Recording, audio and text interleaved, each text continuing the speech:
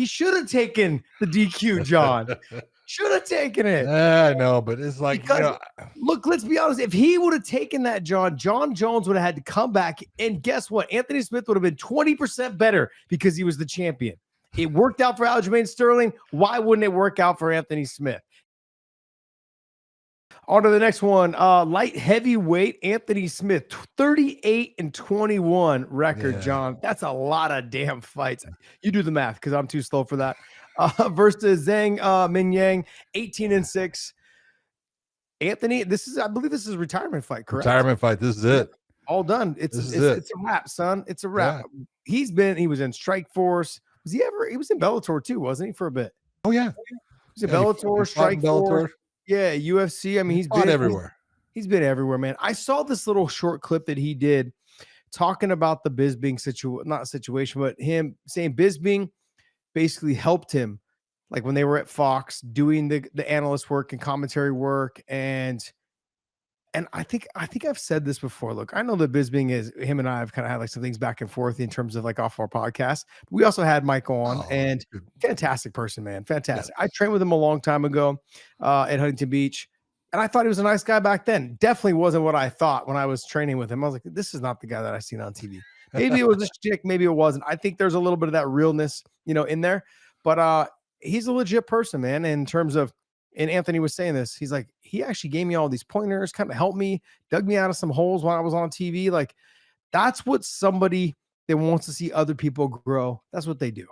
Yeah. And I've had opportunities to work with so many people, at the desk when I was working for Bellator, and just getting those guys like Rafian Stotts and AJ McKee and those guys, like, just telling them, hey man, just have a conversation. Let's just have some fun. Like, don't worry about the cameras. Just talk to me and talk to, Amanda. This would be great. And sure enough, man, normally it worked out pretty damn well.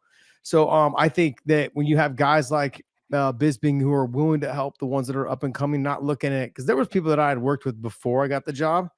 They were like, that thought I was trying to take their job.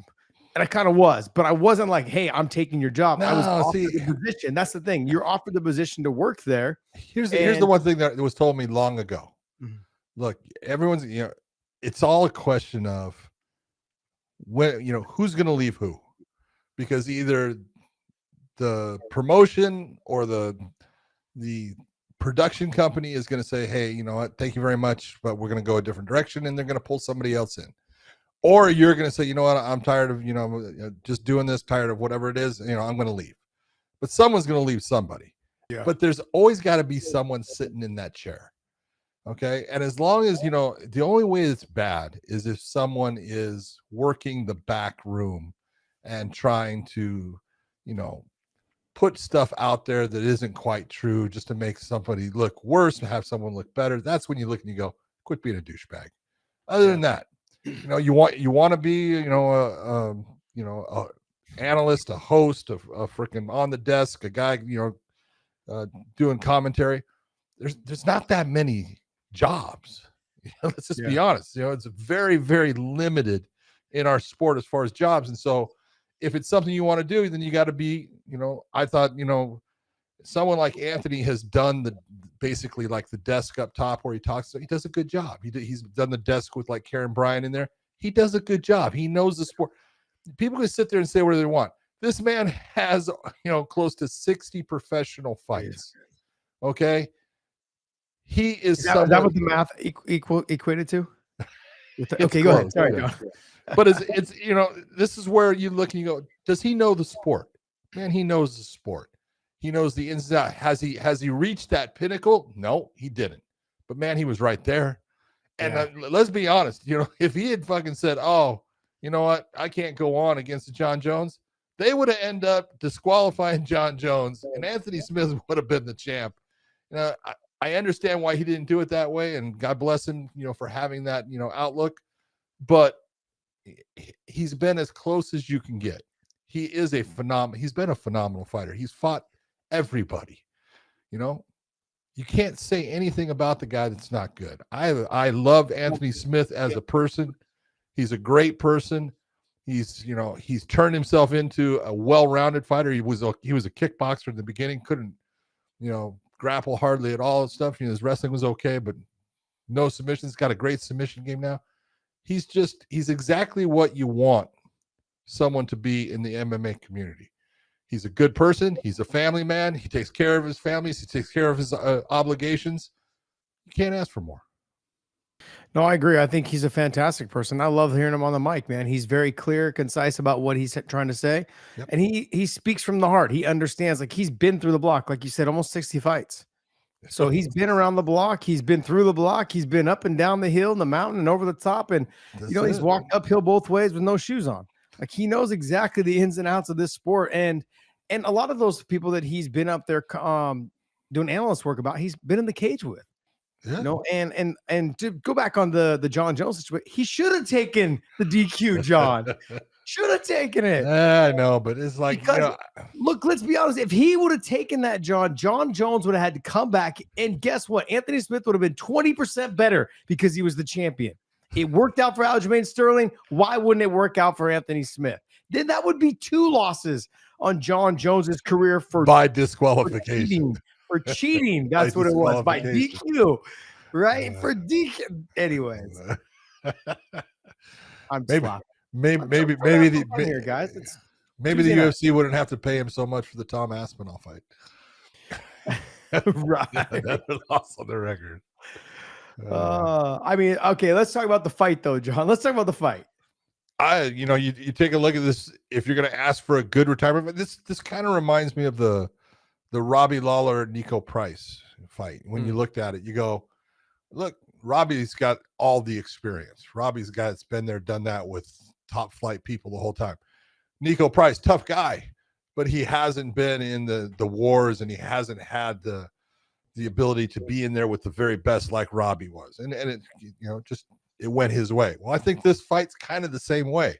It's not that Zhang is not a good fighter. He is. He's a good fighter. He's tough, but he has not been in with people, of the level of what Anthony Smith has been in with and what he brings to the cage. So this is going to be a tough fight for Zhang.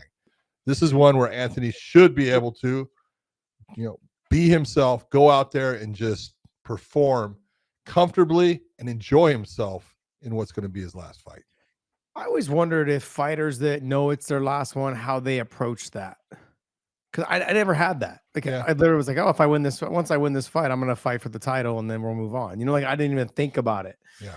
And, and then I had this really shitty referee, missed a headbutt. My fucking career was over right there on the spot. I don't know what the fuck, man. At that moment that you got headbutted, that was a legal technique. Yeah, just for that one moment. Just for you. Right? Just for that one moment. The ref is out here making rules as we go. He's like, I wrote this shit. Let me just scratch this one off. That doesn't need to be there for this fight. Look, Anthony Smith right now, though, is I always wondered, like, when you're making that walk, did you run a little extra?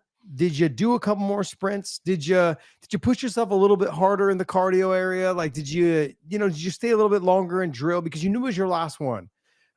Also, when you're making that walk, do you feel free? You got to. We put so much pressure, John, on ourselves. Sure. Like, when we're walking, as we're in the back on the day of weigh-ins, the day after, like the morning we wake up. Does he feel free? Like, no matter what happens, this is it. That's it. I've wanted a great career. I've done everything I possibly can. I've missed the pinnacle, but I was there. I was right there at the top, fighting arguably the greatest fighter of all time in John Jones. That's right. And could have been the champion because John cheated, but I didn't do it because I'm a good man. I mean, that's the argument right now, right? Anthony Smith, though, is he going to feel free as he walks to that cage? When he gets in there, will he fight free? That's what I want to know. What do you think? I do think, and especially let's go into the 60 professional fights. You think, does he get nervous? Sure, he gets nervous. Does it affect him? No. And so I think with this fight, I think he's going to walk out there saying, let's just go. Yeah. Let's go. And I think he's going to end up actually having a really good performance against a guy style-wise, kind of a good style matchup for him. So good luck to him. Yeah, I'm looking forward to seeing it. Hopefully he gets it done. But John, on the odds, the odds don't make him look very favorable. So it's a plus 399 and a minus 550.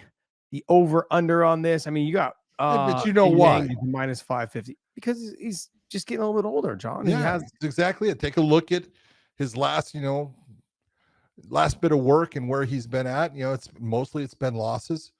And so they're looking, going, yeah, it's not there. He had the real nice guillotine choke against what is it, Petrino, I want to say, who was undefeated at the time.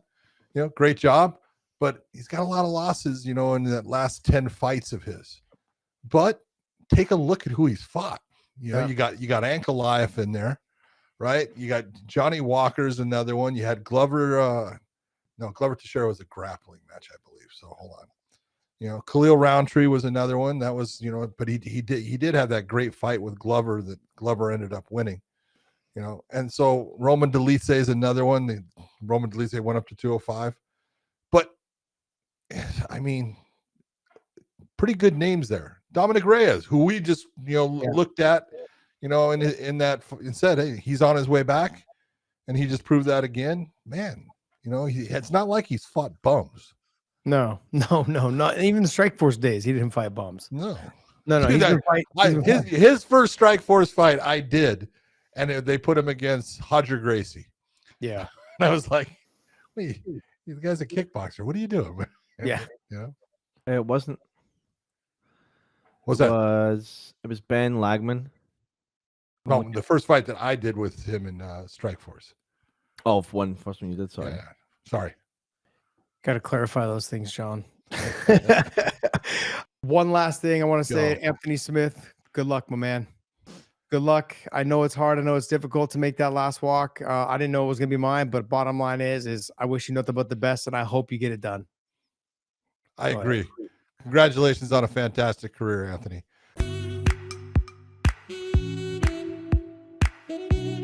This episode is brought to you by BetUS. Make sure you guys YouTube 150 for the promo code. Also, Element, use the link in the descriptions down below. Any product you buy from there, they will send you a bonus package of product if you use our link down below. Element's amazing, man. I love it. And I want to say thank you, man. Thank you guys so much for continuing to support us.